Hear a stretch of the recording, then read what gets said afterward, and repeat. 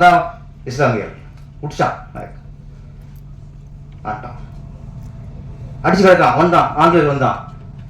எல்லாரும் ஒற்றுமை இருந்தால் இந்த வியாபாரம் வந்தான்ல ஒரு இடத்துல அவங்க ஒரு இடத்த பிடிச்சிக்கணுமா அடிச்சு விரட்டிப்பாங்க சார்.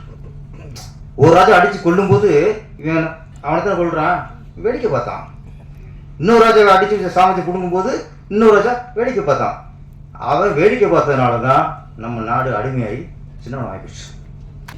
தமிழன் வாழ்க தமிழன் வாழ்வு சொல்லியிருந்த மாஸ்டர் முதல் முறை இந்தியன் வாழ்வு சொல்லியிருக்காரு. இது மிகப்பெரிய வளர்ச்சி, தமிழ்நாட்டில் மிகப்பெரிய வளர்ச்சி. இது அது நான் சொல்லிடுறேன். அப்புறம்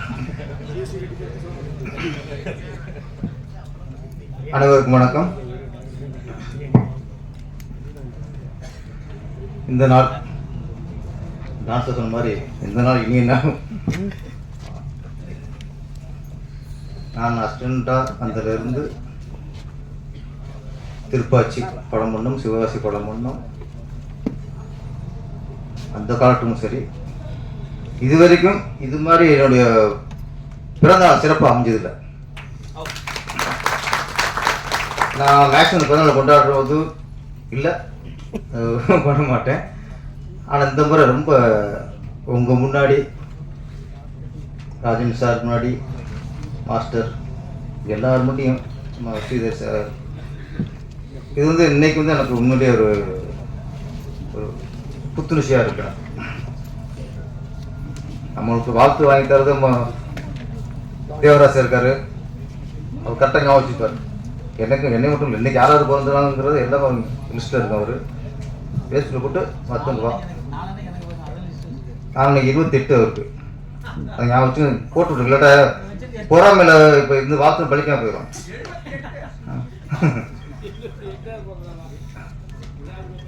அப்புறம் நம்ம கோவிந்தராஜ் சார், பாலன் சார், நிறைய நம்ம நண்பர்களில் நிறைய ஃபேஸ்புக்கில் வலைதளங்களில் பிறந்தநாள் சொல்லி பார்த்தவர்கள் இருப்பாங்க. ஆனால் இந்த முறை ரொம்ப ரொம்ப சிறப்பாக வந்துடுச்சு. எல்லாருக்கும் என்னை வாழ்த்திய அனைவருக்கும் நன்றி. அப்புறம் இந்த இதில் இன்னொரு சிறப்பு அம்சமாக பார்த்து அதிசயமாக நினைக்கிற விஷயம் என்ன ஆச்சுன்னா, தமிழ்நாட்டில் தமிழ் மேடையில் ஒருத்தர் தமிழ் பேசினார் அப்படிங்கிறதுக்காக பத்திரிகை சங்கம் வந்து அவருக்கு சால்வை போடுறாங்க. அது ரொம்ப சந்தோஷமான விஷயம். அவங்க ப்ரொடியூசர் பவுல்ஸ் ஜார்ஜ், ஆமாம் அவர் ஜார்ஜ் ஏற்றி வந்தார் பேப்பரில். என்னோட படம் சிவகாசி. சிவகாசி வந்து தெலுங்கில் விஜயதசமின்ட்டு அங்கே ரீமேக் ஆச்சு. அது ஆடியோ ரிலீஸ்.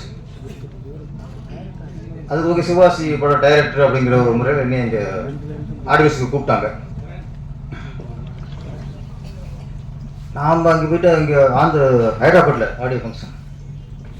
நம்ம என்னடா பேசுகிறது, ஆந்திராவில் போய் தமிழ் பேச முடியாது அப்படின்ட்டு நான் தெலுங்கில் ஒரு 10 லைன் கேட்டு எழுதிட்டு 2 நாள் மனப்பாடம் பண்ணேன்.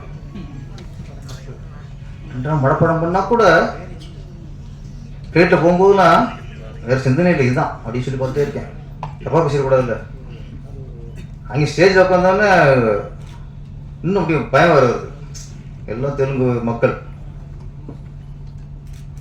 நம்ம பேப்பர் பார்த்துட்டு படிக்கலையே, மனப்பாடம் பண்ணிட்டு படிக்கிறோம்.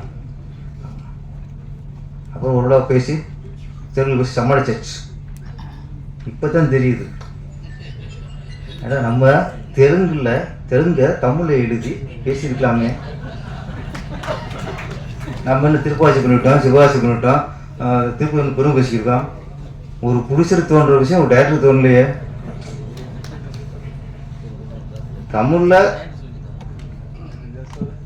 தமிழ் எழுதி தமிழில் படிக்கிறதே பெரும்பாடாக இருக்குது. அதிகம் தப்பாக படிச்சுருக்கோம். ஆனால் அழகாக ஒரு தமிழ் மலையாளத்தில் எழுதி அப்படி வெளியே தமிழ் மாதிரி பேசுகிறாரு. அப்போ நீங்கள் அரசியலுக்கும் வரலாம் சார். நீங்கள் ஏன்னா அந்த தகுதி உங்களுக்கு சினிமாக்குள்ள நீங்கள் அரசியலுக்கும் வரலாம். இதான் இப்போ யோசிச்சுட்டே இருக்கேன். இந்த இது தெரியாமல் போச்சு. 2 நாளாக போட்டு நெஞ்சில் இந்த ஸ்கூல் 10th எக்ஸாம் வரும்போது மனப்பாடம் பண்ணுற மாதிரியே குத்திட்டு மனப்பாடம் பண்ணுமே, எல்லாம் வேஸ்ட்டாக போச்சு சார்.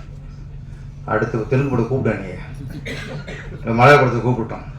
இவ்வளவு ஏன் மலையாளம் படம் பண்ணினா சன் ஆஃப் அலெக்சாண்டர், அதுக்கு இந்த மாதிரி இங்கிலீஷ் நடந்துச்சு. அப்பவும் இப்படி மனப்பாடம் பண்ணுறேன், புத்தி இடம்க்கு தெரியல போச்சு எனக்கு. ஏன்டா தமிழ் மலையாளத்தை படிச்சிருக்கலாமே, கையெழுத்து வாங்கிக்கலாமே. அங்கே உள்ள பத்திரிக்கை வந்து என்ன செலவு கொடுப்பாங்கல்ல.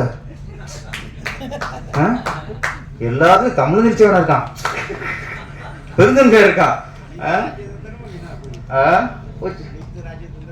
ஆமாம்மா, அதனால ஒரு நல்ல எங்கள் தமிழ் எல்லாருக்குமே, அதில் படம் பண்ணுற எல்லாருக்குமே நம்ம பவுல்ஸ் ஜார்ஜ் நல்ல ஒரு வழிகாட்டியாக இருக்கார். நன்றி சார். நம்ம ஸ்ரீதர் சார் ஒரு நல்ல விஷயம், நீங்கள் சொன்னது எல்லாம் உண்மைதான் சார். ஒரு விஷயம், டிக்கெட் ரேட்டை கவர்மெண்ட் நிர்ணயம் பண்ணுது. அப்போ ஒரு தேட்டருக்கு போகிறதுக்கு எது முக்கியம்? டிக்கெட் தான் முக்கியம். அங்கே பாப்கார்னை கட்டிட்டு உள்ளே போகிறதில்ல, கூலிஸை கட்டிட்டு உள்ளே போகிறதில்ல. தேட்டர் படமாக உள்ளே போகும்போது டிக்கெட் முக்கியம். அப்போ இந்த டிக்கெட்டுக்கு கவர்மெண்ட்டு கட்டணத்தை நிர்ணயம் பண்ணும்போது ஏன் பாப்கார்ன் நிர்ணயம் பண்ண மாட்டேங்குது? ஏன் கூலிஸ் நிர்ணயம் பண்ண மாட்டேங்குது? 30 ரூபா பாப்கார்ன் 300 ரூபாய்க்கு விற்கிறாங்கல்ல சார். நான் சொல்கிறது சில இடங்கள்ல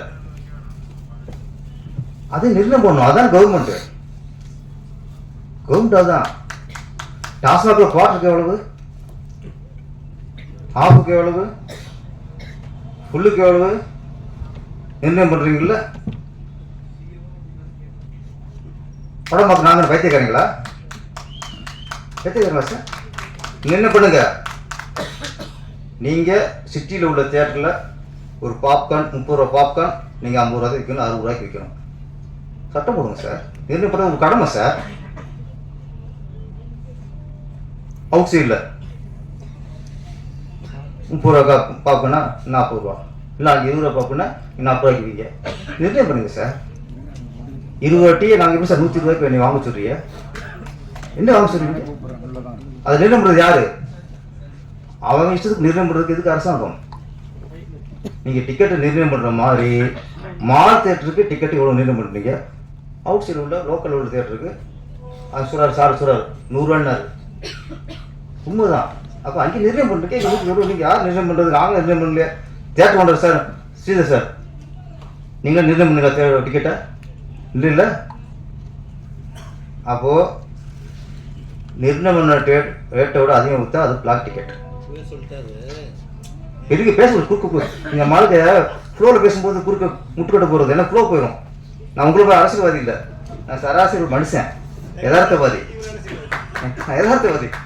எனக்கு குறுக்க எனக்கு ஃப்ளோ போயிடும். எனக்கு என்னன்னா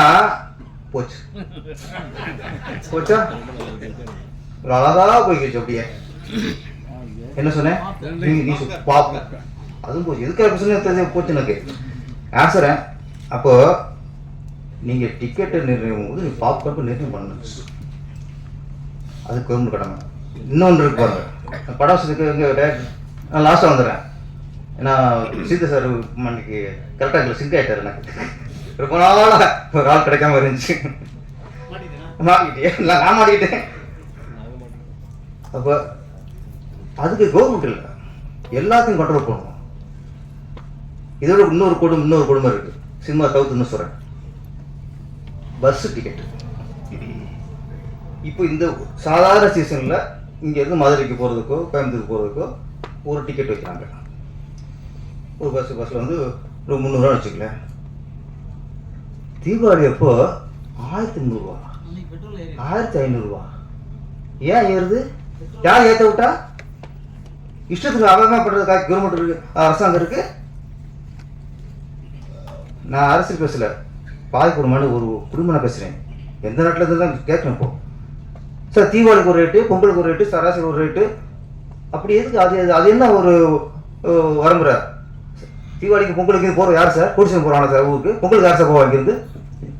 செல்லுக்கு போகிறவங்க உங்கள் கிராமத்துக்கு போகிறான் சார் எல்லாரும். யார் சார்? கிராமத்தான் சார். இங்கே கூலி வேலை பார்த்துருப்பான், மாத சம்பளத்தில் இருப்பான். அதை எப்படி ஒரு பஸ்ஸில் 2000 கொடுத்து போவான்? ஃப்ளைட் டிக்கெட்டு ரேட்டு வருது பஸ்ஸில், தீபாவளிக்கும் பொங்கலுக்கும் சார் 2000 தாண்டு. நான் என்ன சொல்கிறேன், இதெல்லாம் சரி பண்ணுறது கவர்மெண்ட்டு. நீ வருஷத்துக்கு பாப்புலத்துக்கோ நீ கொக்கோ கோலாவா பெப்சியா ஒரு ரேட்டுக்கு விற்றுக்கோ நினச்சா நீ வச்சுக்கோன்னா அதுக்கு இல்லை. இதனாலையும் சினிமாக்கள் கொஞ்சம் பாதிக்கப்படுகிறது. ஏன்னா நான் போகிறேன், நான் படம் பார்த்துட்டு வருவேன், எனக்கு படம் நல்லா இருந்தால் திருப்தி வருவேன், இல்லைன்னா திச்சிட்டு வருவேன், அவ்வளோதான். ஆனால் நான் என் குழந்தை குட்டி போனோன்னா அது படம் நல்லா இருக்கும் நல்லா இல்லையோ அதுக்கு இன்ட்ரோவில் ஏதாவது வாங்கி கொடுக்கணும். அப்போ தான் அது நிறைவாக வரும். குழந்தைகளுக்கு இன்ட்ரோவில் ஏதாவது வாங்கி கொடுத்து சாப்பிட்டா அது நிறைவாக வரும். அதனால் நம்ம டிக்கெட்டு மட்டும்தான் கவர்மெண்ட் சொல்கிறது, மற்றெல்லாம் பார்த்தோன்னா அது ஒரு இழப்பு. அப்புறம் இன்னொன்று சொல்லுவேன், நான் ஒத்துக்கிறேன் சார், சரி சார், படம் நல்ல படங்களை ஓடுதில்ல, அதையும் ஒத்துக்கணும். நம்ம சிறிய பட்ஜெட் எடுத்த நல்ல படங்கள் லிஸ்ட்டு சொல்கிறீங்களா? இன்றைக்கி குடும்பம் சொல்கிறீங்க, லப்பர்னு சொல்கிறீங்க, நிறைய படங்கள் ட்ராவல் எல்லாம். அப்போ மக்கள் என்னென்னா தேட்டர் ரெடியாக இருக்கான், சும்மா எல்லா படத்துக்கும் வந்து நான் செலவழிக்க ரெடியாக இல்லைங்க. நான் கொடுக்குற பணத்துக்கும் நான் வாங்குகிற பாப்கார்னுக்கும் நான் கொடுக்குற குடிசு செலவுக்கும் அந்த படம் ஒர்த்தாக்க நினைக்கிறேன் சார். அதான் மேட்ரு. அதுதான் சார், அதை ஒத்துக்கிறேன்னு சொல்லல, அதான் ஒத்துக்கிறோம். நல்ல படம் கொடுத்தா வராங்க சார். நம்ம அன்னைக்கு ஏற்க சொன்னேன், நம்ம ஆசைக்கெல்லாம் படம் எடுக்கூடாது சார், மக்கள் படம் எடுக்கணும் சார், மக்கள் படம் எடுக்கணும் சார். என் பையன் ஹீரோவாக இருக்கணும், என் தம்பி டைரக்ஷன் பண்ணணும், என் மச்சான் மியூசிக் பண்ணணும், அப்பா முடிச்சலாக இருக்கணும்.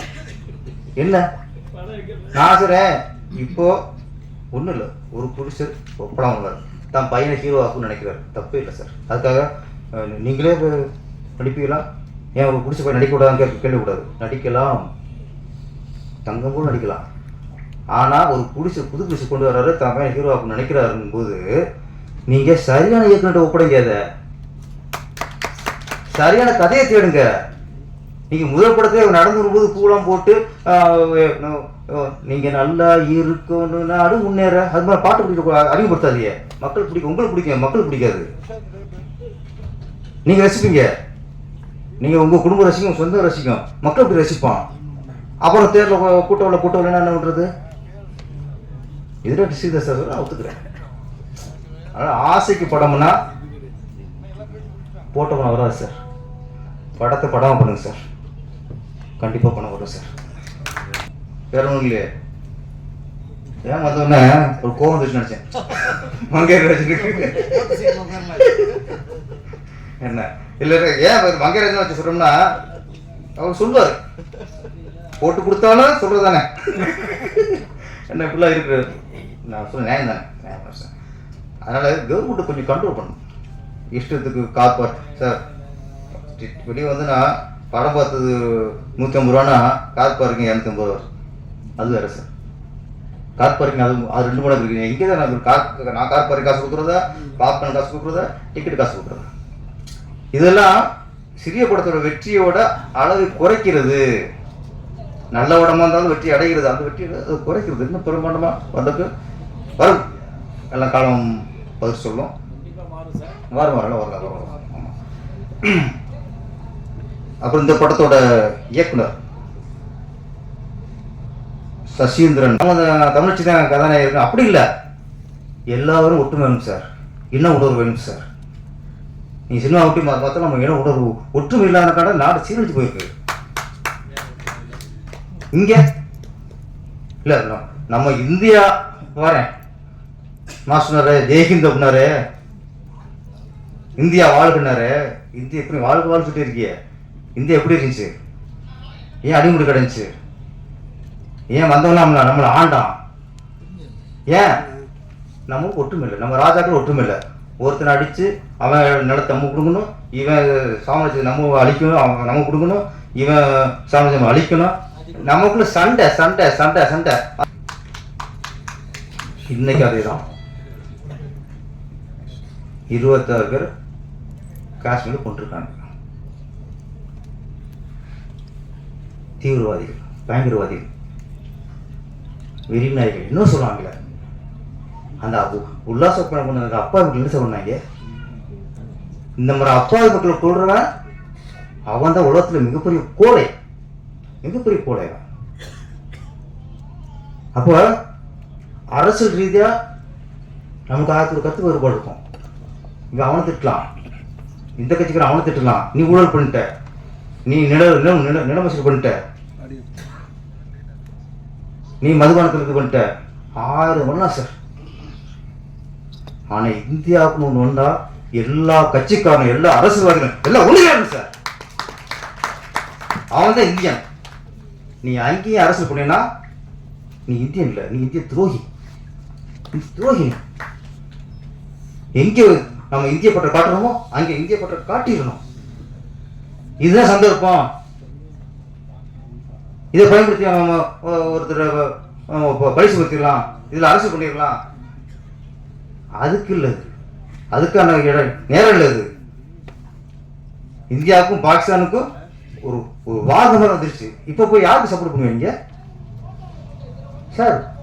ஃபேஸ்புக்கில் ஒரு ராணுவத்தை பற்றி பேசினா கீழே கமெண்ட்ஸில் பாருங்க சார், ராணுவத்தை கேட்படுத்தா சார், இந்தியா வந்து ராணுவத்தை கேட்படுத்தா சார், எப்படி சார் வாங்கிக்கலாம் சார்? பிஜேபியா மோடியா அப்படிங்கிறது அது நீங்க தேர்தல் சந்திக்கும் போது நீங்க சண்டை போட்டுக்குங்க. இங்க இது இந்திய அரசு, இங்க இந்திய அரசு. இந்திய அரசுக்கு வந்து வெளியில இருந்து ஒரு ஒரு ஒரு தாக்குதல் வரும்போது, வெளியில இருந்து ஒரு அச்சுறுத்தல் வரும்போது நாம எல்லாரும் சேர்ந்து அந்த இந்திய அரசுக்கு குரல் கொடுக்க வேண்டும். இந்த நேரம் பத்தி இந்திய அரசு பரிசு மத்தினாலோ குறைச்சினாலோ நீ இந்தியனே இல்லை. முதல்ல நீ அரசுக்கு லாய்க்கு இல்லை. அரசுக்கு யாரையா வரியா? மக்களுக்கு தானே அரசு பண்ண வரியா? சம்பாதிக்க வரையில, கொள்ளடிக்க வரையில? மக்கள் யார்?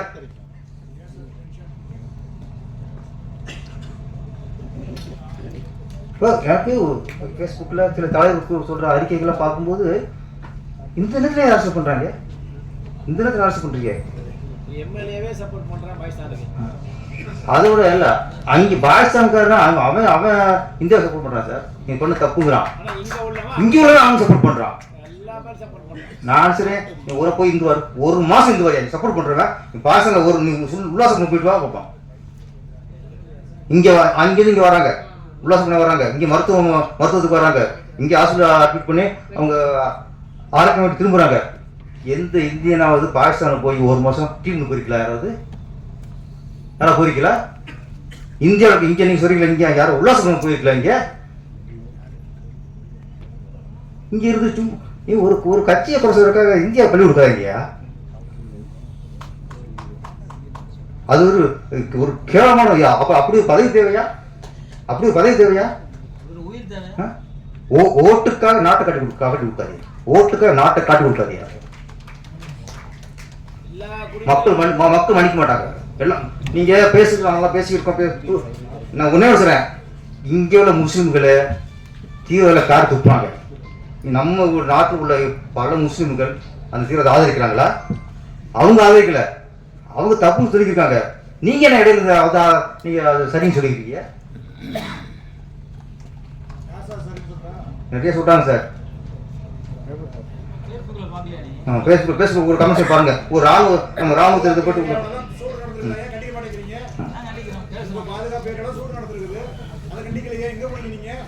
இப்படி இருக்கதா? இதான் உதாரணம். பேசும்போது இவர் எங்கே சப்போர்ட் பண்றாங்க? நான் வந்து சார் எங்க இந்திய மக்கள் 26 பேர் கொண்டுட்டாங்க, அவன் தீவிரவாதிகளுக்கு நாங்க இருக்கணும். நீங்க அதுக்கு சப்போர்ட்டா அதுக்கு காரணம் கேட்காது. காரணம் கேட்டா தப்பு. கொண்டு செத்த 26 செத்தான், இந்திய செத்தான். அதுக்கு யாராவது கடுமையா கண்டு சொல்லிருக்கலாம்? யாராவது என்ன ஜாதி என்ன மதம் கேட்டு சொல்றாங்க சார்? அது இங்க கேட்கலங்கிறாங்க. அது ஒரு விஷயம். அவன் கேட்டானா கேட்கலையா, இந்துவா முஸ்லீம் அதெல்லாம் இல்ல, செத்தவன் இந்தியன், அவ்வளவுதான். அந்த வேணாம். செத்தவன் 27 பேர் இந்தியன், அது உண்மை தானே? இந்துவா முஸ்லீம் அது தேவையில்லை எனக்கு. அவன் செத்தவன் இந்தியன். இந்தியனா நமக்கு வரணும். இங்க போயிட்டு மோடியை குறை சொல்றது, அமித்ஷாவை குறை சொல்றது, அது அதுக்கான நேரம் இல்லைங்கிறேன்னா, அதுக்கான நேரம் இல்லை. அது நான் என்ன சொல்றேன்னா, இந்த ஒற்றுமை. ஏன்னா முடிச்சேன், அதான் முடிக்க வந்துருந்தான். ஏன்னா எதுக்கு சொன்னா, எங்கேயோ ஒற்றுமை வேணுங்கிறேன். இன்னைக்கு சொல்கிறேன் தமிழ் ஃபீல்டு இன்னைக்கு இல்லை அங்கே விடுங்க. தமிழ் மொழியில் இன்னைக்கு நம்ம தமிழ் ஃபீல்டு இன்னைக்கு இப்போ பல விஷயங்கள் இன்னைக்கு முறை போயிட்டு நம்ம இண்டஸ்ட்ரியில் ஒற்றுமை வேணும். இப்போ இண்டஸ்ட்ரி ஒற்றுமை வேணும். இன்னைக்கு இண்டஸ்ட்ரி நம்ம வந்து வசூல் வழங்கிறோம், தேட்டர் ஆள் வழங்கிறோம், சிறுபடம் ஓட வழங்கிறோம். இதுக்கானதுக்கு என்ன வேணும்? எல்லாரும் கூடும். பெப்சி தேவைப்பாளர்கள் எல்லாம் கூடி இது என்ன இதுக்கு நம்ம தயாரிக்கணும். படம் கிடையாது. இந்த வாதத்துக்கு நன்றி, வணக்கம்.